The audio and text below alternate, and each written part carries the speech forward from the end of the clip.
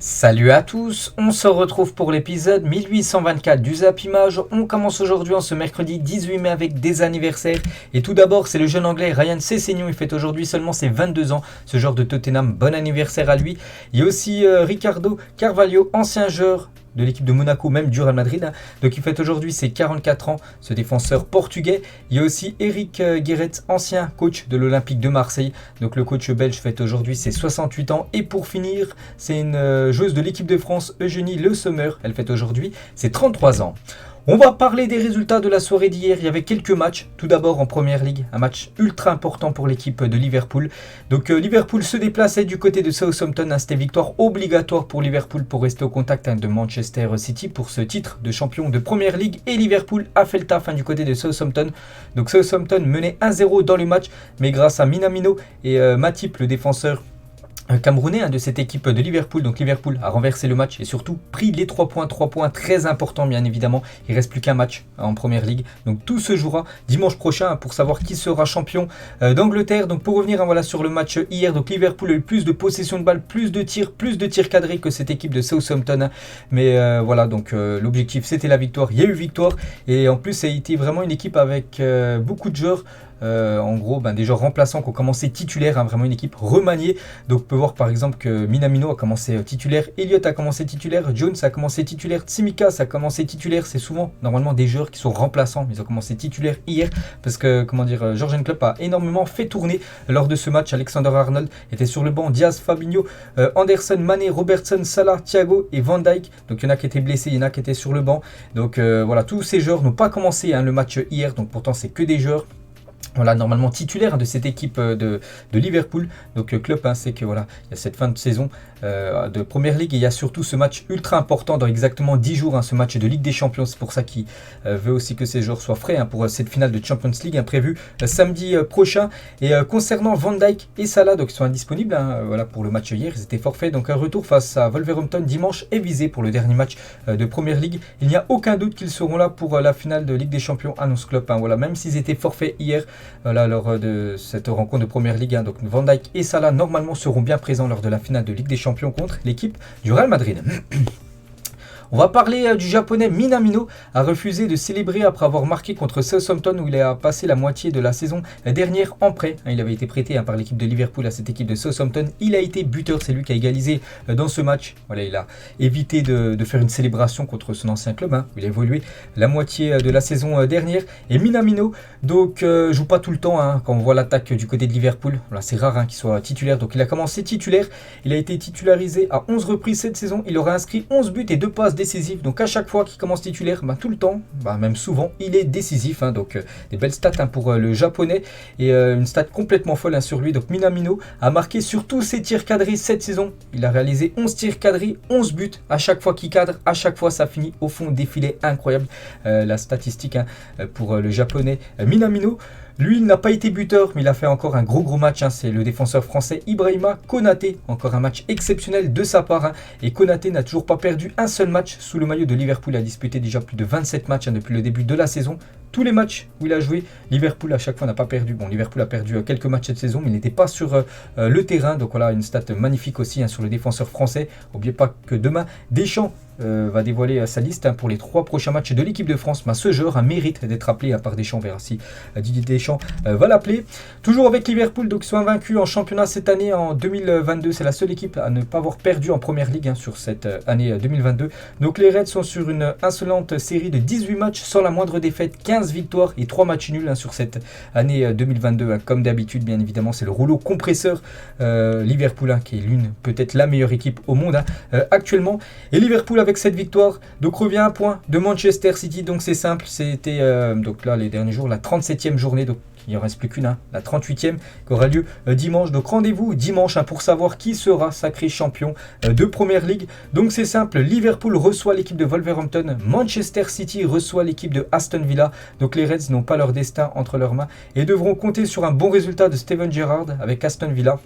N'oubliez pas que Steven Gerrard, ancien joueur et surtout une légende totale du côté de Liverpool, donc il va vouloir à tout prix essayer de gêner voilà, cette équipe de City au moins accrocher le match nul. Hein. Donc si un match nul, City, Aston Villa et Liverpool s'impose contre Wolverhampton, ça sera Liverpool qui sera sacré champion d'Angleterre. Donc Liverpool ne peut s'en remettre qu'à un seul homme. Hein. Aston Villa coaché par Steven Gerrard affronte City lors de la dernière journée. Donc il y a Steven Gerrard et aussi Philippe Coutinho, ancien joueur aussi, hein, vous savez, de l'équipe de Liverpool. Maintenant il évolue du côté de Aston Villa. Lui aussi va vouloir faire mal à cette équipe de City pour que son ancien club Liverpool soit sacré champion d'Angleterre. Donc verdict les gars, ça sera dimanche aux alentours des 19h. Donc coup d'envoi à 17h voilà, des deux matchs. Donc 2 heures après on connaîtra enfin le champion d'Angleterre. Et il peut avoir les gars un scénario complètement fou. Donc avec un concours de circonstances exceptionnelles, Liverpool et City pourraient avoir à s'affronter pour un playoff pour déterminer le champion d'Angleterre. Bon après c'est vraiment un scénario complètement fou. Hein. Il faudrait que City s'incline 6-0 à domicile contre Aston Villa. Bon voilà, c'est très peu probable on peut dire. Hein. Et que Liverpool et Wolverhampton fassent un résultat de 5-5. Donc si ces deux cas sont faits dimanche prochain, donc il y aurait un match de play-off, certainement à Wembley, entre Liverpool et City pour déterminer tout simplement qui serait sacré champion d'Angleterre. On va parler des barrages en Angleterre. Énorme Brice Samba, l'ancien Marseillais, hein, qui en repoussant 3 tirs au but permet à Nottingham Forest d'accéder à la finale des barrages de Première Ligue. Hein. Immense performance de l'ancien Marseillais. Félicitations à ce gardien les gars. Lors de la séance des tirs au but, il a repoussé 3 tirs au but et du coup son équipe de Nottingham Forest affrontera l'équipe de Huddersfield. Donc le match est prévu à Wembley le 29 mai prochain pour une place parmi l'élite. On sait déjà qu'il y a Fulham, hein, voilà, qui monte déjà la saison prochaine, aussi Bournemouth et la troisième équipe. Donc ça sera soit Huddersfield, soit Nottingham Forest. Donc le match aura lieu le lendemain de la finale de la Ligue des Champions le 29 mai prochain. Et concernant Nottingham Forest, donc 23 ans après son dernier match en première ligne, Nottingham Forest est à une marche de l'élite, hein, tout simplement. Mais il va falloir battre cette équipe de Huddersfield. Donc on en reparlera bien sûr d'ici là. Ce match bien sûr aussi est très important au niveau financier parce que accéder à la première ligue, hein, c'est quasiment plus de 150 millions d'euros directement dans les caisses du club avec les droits TV, hein, qui sont énormes du côté du championnat anglais. Donc c'est un match ultra important, un match à plus de 150 millions d'euros, hein, qui se déroulera dans exactement 11 jours. On revient en France, on va parler aussi des barrages, hein, pour monter en Ligue 1. Et hier, c'était la première épreuve, on va dire, la première étape. C'était entre le 5e et le 4e de Ligue 2, Paris FC contre Sochaux. Et c'est Sochaux qui s'est imposé contre l'équipe du Paris FC 2-1. Donc on peut voir les stats, hein, de la partie. Donc plus de possession, plus de tirs cadrés. Un côté Sochaux qui mérite, on va dire, sa victoire. D'après les statistiques, je regarde un peu le début du match. En plus, le début du match a été totalement fou. Hein. Donc Sochaux punit Paris. Et première période de fou entre le Paris FC et Sochaux en play-off. Hein. Je pense que l'équipe du Paris FC peut avoir d'énormes regrets. Déjà à la 3e minute, ils obtiennent un penalty tiré à côté.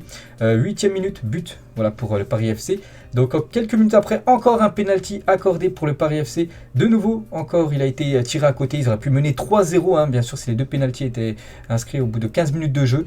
Donc à la 43e minute, peut-être le changement fait de match, hein, tout simplement, vu qu'un joueur du Paris FC prend un carton rouge. Égalisation d'Ambry dans le temps additionnel de la première période. Hein. Donc voilà, il y avait un partout à la mi-temps. Et du coup, Sochaux, dans les dernières secondes de la partie, à la 92e minute, le joueur de Sochaux, que je me souviens plus de son nom, voilà, c'est lui, un Maxime Dokuto Texera a marqué donc son 4e but de la saison en match officiel. En plus, un magnifique but, hein, j'ai revu tout à l'heure le but, les gars, une frappe lointaine qui est partie en pleine lucarne, voilà, qui a crucifié, hein, cette équipe du Paris FC. Donc dommage, hein, pour le Paris FC, il y a vraiment la place, hein, de se qualifier, voilà, pour jouer les playoffs, hein, tout simplement. Et du coup, il tombe voilà, dès la première étape. Du coup, c'est Sochaux, hein, qui se qualifie. Et Sochaux, comme a remporté 4 de ses 5 derniers matchs à l'extérieur en compétition officielle. Donc ça va plutôt bien pour cette équipe qui voyage très très bien. Et jamais vaincue, hein, cette équipe de Sochaux, hein, sur le journal L'Est républicain. Aujourd'hui, on peut voir une photo, bien sûr, de la joie des joueurs de Sochaux et aussi des nombreux supporters, hein, qui ont fait le déplacement, hein, du côté de Paris. Du coup, Sochaux devra encore se déplacer. C'est vendredi, dans quelques jours après-demain, tout simplement. Donc Sochaux se déplace du côté de l'AG Auxerre, qui a terminé 3e de Ligue 2. Du coup, le vainqueur de ce match, Auxerre-Sochaux, jouera contre le 18e de Ligue 1, alors d'un match aller plus match retour. Donc voilà les gars, les playoffs, hein, ça avance, concernant pour la session en Ligue 1. Et concernant le Paris FC, a été éliminé pour la 3e fois en 4 ans lors des barrages de promotion. Ils n'ont vraiment pas de chance, hein. Donc 2-1 contre Lens au premier tour. En 2021, ça a été 2-0 contre Grenoble au premier tour. Et en 2022, de nouveau au premier tour, ils échouent, hein, contre Sochaux, 2-1. Donc dommage, hein, pour cette équipe du Paris FC qui est toujours bien classée, hein, parce qu'à chaque fois, s'ils jouent les playoffs, c'est qu'ils terminent au moins dans le top 5. Mais à chaque fois, ils échouent pour monter en première division française. On va parler du gros match ce soir. N'oubliez pas que ce soir, il y a une finale de Coupe d'Europe. C'est la finale de l'Europa League. Francfort, Glasgow Rangers, coup d'envoi ce soir à 21h. Le match se déroule du côté de Séville. Le match est diffusé sur W9, si vous voulez regarder le match à la télé. Qui va succéder à Villarreal, ou même Séville, ou même Chelsea, les 3 derniers vainqueurs de cette Europa League. Voilà le palmarès de toutes les équipes qui ont remporté bien sûr cette Europa League. Donc des énormes équipes comme le Bayern, comme Manchester, comme l'Atlético, Chelsea, ou même je sais pas le Zénith Saint-Pétersbourg. Voilà, toutes ces équipes ont remporté au moins une fois, ou même la Juventus Turin, ou même le Real Madrid a gagné en 85-86 cette Europa League. Donc ce soir le match se déroule du côté du stade du FC Séville. Quelques photos de ce Stadio Ramon Sanchez Pizjuán, où il fait très très chaud. Vous savez qu'en France actuellement il fait très très chaud. Du côté de Séville c'est la canicule et ça monte quasiment à plus de 40 degrés. Donc ce soir voilà c'est un enfer tout simplement pour tous les joueurs qui ont disputé ce match du côté de Séville qui est dans le sud de l'Espagne. Donc voilà le stade qui accueille cette finale. On en reparlera bien évidemment demain du résultat. Et concernant cette équipe des Glasgow Rangers, retour au premier plan. Donc l'été 2012, relégation en D4. Je crois qu'ils avaient des gros problèmes financiers. Du coup ils avaient descendu jusqu'en 4ème division écossaise et après ils ont monté saison après saison. Donc retour en première division 4 années après. Chaque saison après ils avaient monté. Retour en Coupe d'Europe en 2017-2018. 55e titre de champion du championnat écossais devant le Celtic Glasgow, le grand rival. Donc c'était cette saison, puis la finale d'Europa League. Ils sont revenus au premier plan à cette équipe des Glasgow Rangers. Il y aura beaucoup de supporters de Francfort et aussi des Glasgow Rangers qui seront du côté de Séville. 150 000 supporters, c'est énorme. Donc 100 000 supporters de Francfort. Vous vous souvenez, ils étaient déjà venus nombreux du côté du Camp Nou pour le match. Donc là, il y en aura plus de 100 000 et 50 000 supporters des Glasgow sont attendus donc ce soir à Séville pour la finale de l'Europa League. Seulement 10 000 billets ont été vendus à chaque équipe. Donc 10 000 pour Francfort, 10 000 pour Glasgow Rangers. Donc tous les autres seront dans les rues, dans les bars du côté de Séville. Donc l'ambiance va être très très chaude ce soir du côté de Séville pour cette finale. On revient en France, regardez la une journal L'équipe aujourd'hui, l'envol enfin, et on peut voir c'est Léo Messi qui fait cette une journal L'équipe. Après des débuts marqués par une adaptation difficile, Léo Messi se dit mieux intégré et prêt à relever tous les défis du PSG la saison prochaine, parce qu'on sait que Léo Messi reste saison prochaine du côté de Paris, et on espère Léo Messi bien meilleur que cette saison, malgré qu'il n'a pas fait non plus une saison catastrophique. Ça a été on va dire un Messi plutôt limité. On sait qu'il peut faire bien mieux quand on voit ce qu'il a fait dans le passé du côté de Barcelone. Et toujours avec l'équipe, donc Léo Messi veut réussir au PSG avant de s'imaginer en MLS. N'oubliez pas qu'il a signé 2 ans plus une année du côté du PSG, donc là il a déjà fait 1 an, il va faire sa 2e année plus une autre année en option, mais il devrait quitter normalement cette équipe du Paris Saint-Germain l'année prochaine à la fin de son contrat en 2023. Et Léo Messi devrait s'engager à l'Inter Miami en juin 2023. Il est proche d'acquérir 35% des droits de la franchise. Le contrat est déjà rédigé mais pas encore signé, chose qui pourrait intervenir au courant août dans quelques semaines. Donc voilà, normalement le futur de Léo Messi, encore faire une année du côté de Paris, plus une autre année bien sûr en option, si ça se passe très très bien la saison prochaine. Donc sinon il quittera cette équipe française pour rejoindre l'Inter Miami. L'équipe de David Beckham pourrait même avoir des parts tout simplement dans cette franchise. Donc voilà, concernant Léo Messi, on va parler d'un autre joueur du PSG qui fait beaucoup actuellement les unes des journaux, surtout en Espagne, c'est Kylian Mbappé et le trident des 100 buts. On peut voir Mbappé avec Benzema et Vini Junior. Mbappé avec le maillot du Real, parce que vous savez qu'il est énormément pressenti pour signer du côté du Real Madrid. Donc voilà, tous les Twitter qui relayent les infos concernant le Real, pour eux ils sont quasiment, pour eux c'est fait. Voilà, Kylian Mbappé va rejoindre cette équipe madrilène et Mbappé devra annoncer sa décision la semaine prochaine d'après RMC Sport. Donc voilà, c'est imminent. Donc on peut voir que ça devrait être annoncé entre le 23, donc lundi 23 jusqu'au 28 mai. Donc en gros le 28 mai c'est la finale de Ligue des Champions entre lundi et samedi prochain. Normalement on connaîtra enfin le futur de Kylian Mbappé, enfin ce feuilleton qui nous tient en haleine depuis quasiment plus de 2 ans quasiment. On connaîtra enfin le futur de Kylian. Et Carl Olive, le maire de la ville de Poissy 78 qui accueillera le futur centre d'entraînement du PSG, annonce avec certitude que Kylian Mbappé restera au PSG la saison prochaine et qu'on en reparlera. Bon, après ce qu'il dit bien sûr ça peut être totalement du bluff, et je pense que c'est du bluff. Je ne sais même pas s'il a des contacts avec Kylian Mbappé, mais pour lui il restera du côté de Paris. Bon, d'après dernières infos c'est moins sûr. José Luis Martinez Almeida, c'est tout simplement le maire de Madrid. Lui c'est un grand fan de l'Atlético Madrid, c'est un grand fan de football et un grand fan de l'Atlético Madrid, et lui aussi en mode ironie il a dit Mbappé, il m'a dit qu'il signera l'Atlético de Madrid. Bon, Mbappé n'a jamais parlé je pense avec le maire de Madrid, mais voilà, lui adorerait voir Kylian Mbappé signer du côté de l'Atlético, le club où il soutient bien sûr. Voilà ce que dit le maire de Madrid. Et Jürgen Klopp Donc le coach de Liverpool sur Mbappé, n'oubliez pas que Liverpool est intéressé, il y avait 3 clubs, donc le PSG qui aimerait le conserver, le Real et Liverpool, vous voulez, Kylian, et Klopp il a dit bien sûr que nous sommes intéressés par Kylian Mbappé, nous ne sommes pas aveugles, nous l'aimons, si vous ne l'aimez pas, vous devez vous poser des questions, mais non, nous ne pouvons pas faire partie de cette bataille en gros, parce qu'en gros ça coûte trop cher tout simplement. Kylian Mbappé et Juan Laporta, le président du FC Barcelone sur Kylian Mbappé, il demande entre 40 et 50 millions de salaire, mais on n'a pas l'argent pour le recruter car cela déformerait notre structure salariale et nos dépenses augmenteraient à nouveau, ce qui ne peut plus se reproduire. Donc voilà en gros pourquoi aussi le Barça ne pouvait pas s'offrir tout simplement Kylian Mbappé. En plus Mbappé, voilà, il préfère le Real Madrid que l'équipe du Barça. Donc voilà, c'est trop d'argent bien sûr, donc c'est pour ça qu'il y a seulement 2 clubs, donc soit le PSG le conserver ou soit le Real Madrid qui peut s'offrir et qui est très bien parti pour s'offrir Kylian. On va parler d'Angel Di Maria. Donc lui aussi devrait normalement jouer comme Mbappé, il a son dernier match samedi contre l'équipe du FC Metz. Donc accord Di Maria, Juventus. L'Argentin va signer un contrat d'1 an plus une année en option optionnelle. Donc il jouera son dernier match avec le PSG samedi contre l'équipe du FC Metz. Donc voilà, la légende, pour moi c'est une légende Angel Di Maria. Ça fait 7 ans qu'il est du côté du Paris, côté du PSG. Donc il devrait disputer son dernier match samedi en Ligue 1. Et Di Maria est furieux et se sent trahi par la direction du PSG pour son départ. Les 2 parties tenaient pourtant un accord verbal cet hiver pour rester une saison supplémentaire et du coup le PSG n'a pas levé cette année on va dire de plus.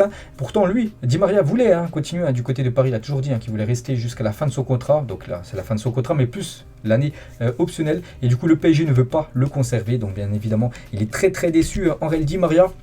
Et le PSG aurait décidé de ne pas rendre hommage à Angel Di Maria qui quittera le club en juin prochain. Donc ça, je trouve que c'est une catastrophe de la part du PSG de ne pas respecter une légende comme Angel Di Maria. J'ai dit, ça fait plus de 7 ans qu'il est au club et il ne devrait rien avoir pour Angel Di Maria lors de son dernier match contre l'équipe de Metz. J'espère que c'est faux les gars. C'est le journal Le Parisien qui a donné cette info. J'espère qu'il y aura quelque chose concernant son futur départ. Donc la priorité du club reste la prolongation de Mbappé. Donc c'est pour ça qu'en gros, ils se concentrent vraiment 100% sur la prolongation de Mbappé. Et c'est pour ça qu'ils ne peuvent pas faire un hommage tout simplement à Angel Di Maria, donc ce serait une catastrophe tout simplement. Et donc Di Maria les gars, n'oubliez pas, c'est plus de 7 ans au PSG pour vous dire, c'est une légende, plus de 294 matchs, 91 buts, 113 passes décisives, c'est le record du club. 5 Ligue 1 remportées, 5 Coupes de France, 4 Coupes de la Ligue et 4 trophées des champions. Vous savez que les supporters du PSG actuellement font la grève, on va dire, des encouragements. Mais je pense, quand il y aura Angel Di Maria, et certainement au bout de la 11e minute, vu que je crois que c'est le numéro 11, il y aura certainement une minute au moins d'applaudissements. J'espère qu'il y aura quelque chose pour Angel Di Maria, parce que s'il quitte le club comme ça après 7 ans, dans le néant total, ce serait quand même très dramatique, on peut dire, pour ce joueur qui a apporté tellement à cette équipe du PSG. On va parler de ce joueur aussi du Paris Saint-Germain, qui est actuellement de la tourmente, vous savez, c'est Idrissa Gueye, regrette la communication du PSG qui, selon lui, l'a exposé à la polémique. Une communication qui lui avait déjà valu d'être jetée en pâture après que les images de PSG TV aient fuité lors de sa semelle blessant Kylian Mbappé, vous vous souvenez? Ouais, un coup il avait blessé Kylian Mbappé avant un grand match de Ligue des Champions, je ne me souviens plus c'était qui.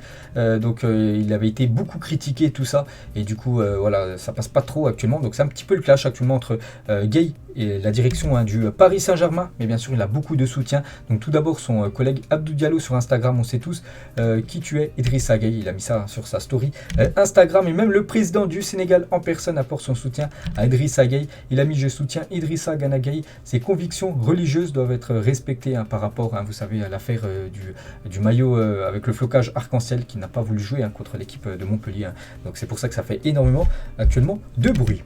On va parler de ce joueur, ancien joueur aussi du PSG. Il avait disputé son dernier match avec l'équipe du PSG, c'était il y a 9 ans, jour pour jour. Beckham mettait un terme à sa carrière de footballeur. C'était avec l'équipe du Paris Saint-Germain. En plus, il était sacré champion de France, toujours avec Beckham. Donc il a pris une photo là lors du Qatar Tour avec l'équipe parisienne. Dimanche et lundi, vous savez que le PSG était au Qatar. Donc Beckham avec Neymar et Kylian Mbappé. Et Neymar a testé le filtre du moment. Je ne sais pas si vous avez vu sur Snap les gars. Donc Snapchat, il y a un nouveau filtre en gros qui te fait pleurer tout simplement. Donc voilà la tête de Neymar avec ce filtre plutôt marrant.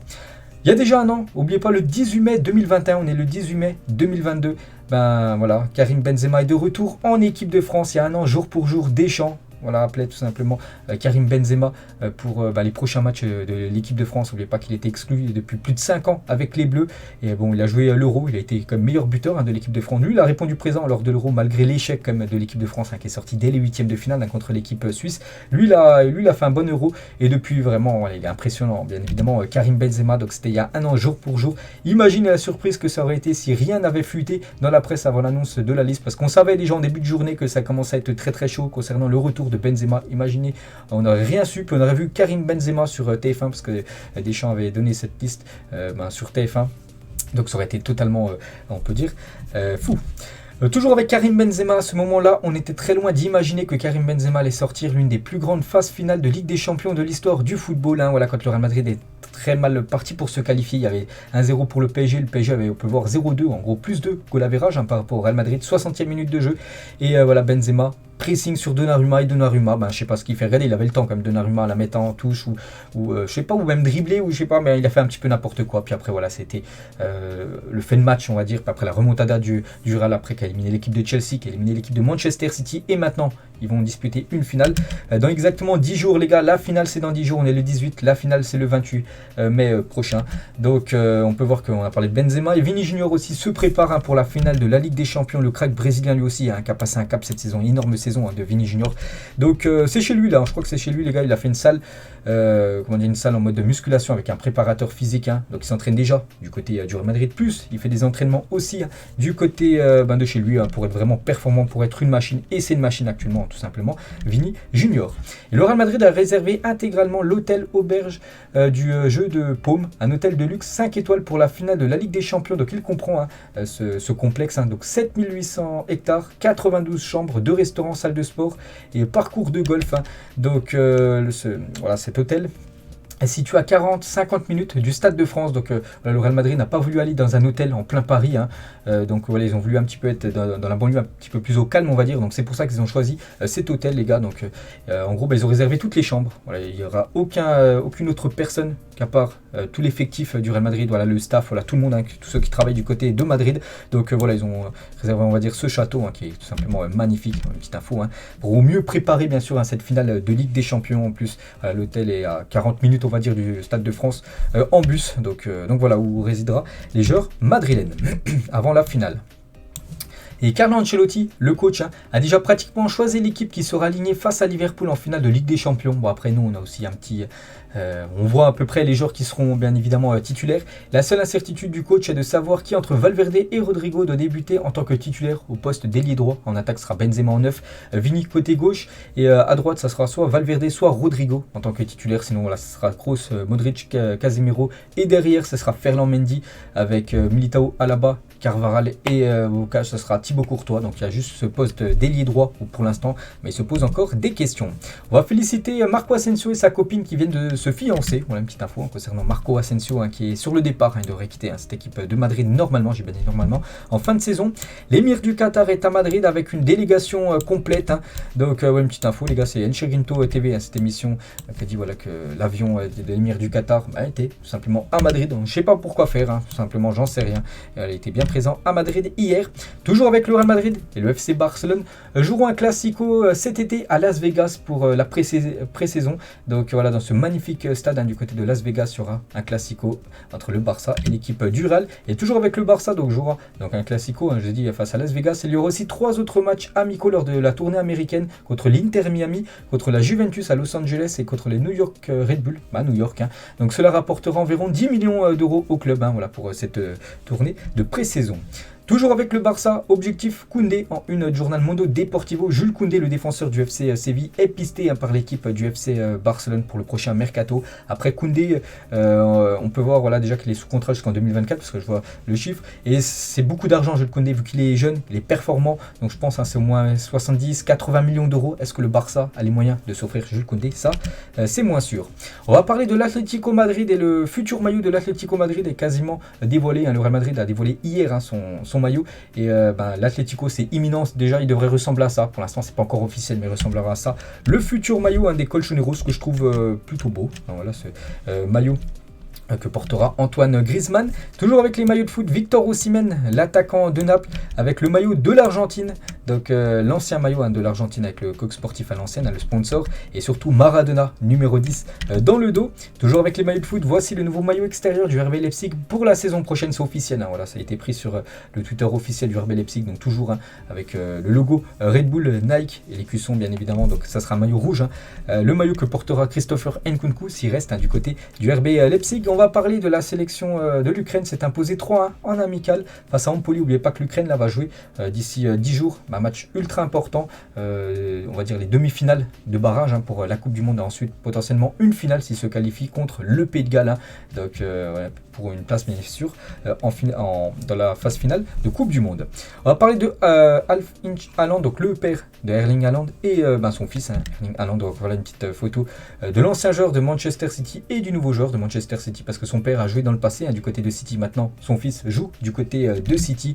Donc voilà une petite photo et regardez juste les pieds du père de Haaland. Il a voulu se mettre à la même hauteur que son fils qui est plus grand que lui. Donc en gros il a fait comme un peu ce que fait Cristiano Ronaldo souvent lors des photos de match. Voilà, il est un petit peu, il s'est mis sur la pointe des pieds pour paraître plus grand.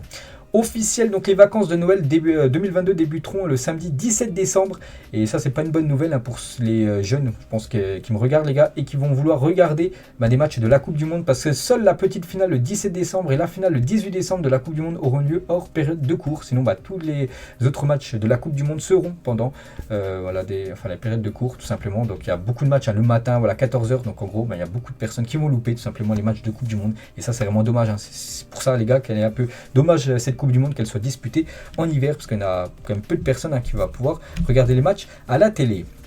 Cristiano Ronaldo a joué avec Robbie Savage en 2009 et maintenant il est coéquipier avec son fils Charlie. Donc voilà 2009 et 2022, incroyable la longévité de Cristiano Ronaldo et ce gros malade a marqué ici, c'était lors d'un match entre Arsenal et l'équipe de Manchester United. Cristiano Ronaldo coup franc de très là il est très loin. En plus excentré sur le côté, une grosse frappe de Cristiano Ronaldo qui a fini au fond des filets.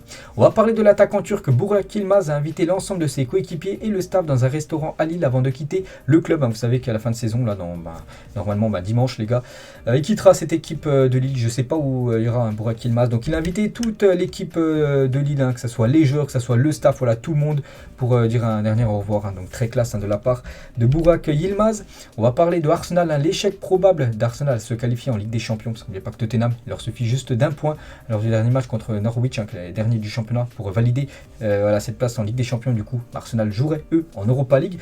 Donc la saison prochaine n'empêchera pas le club d'investir massivement cet été. Donc malgré que ça sera certainement l'Europa League pour Arsenal, il y aura quand même beaucoup de renforts d'après le journal Le Télégraphe. On va parler de Shaqiri, l'ancien Lyonnais de 30 ans est devenu le joueur le mieux payé de MLS avec plus de 7 millions, quasiment 8 millions de rémunération pour 2022. Donc c'est le jackpot pour lui, pour ce joueur maintenant qui joue du côté de Chicago.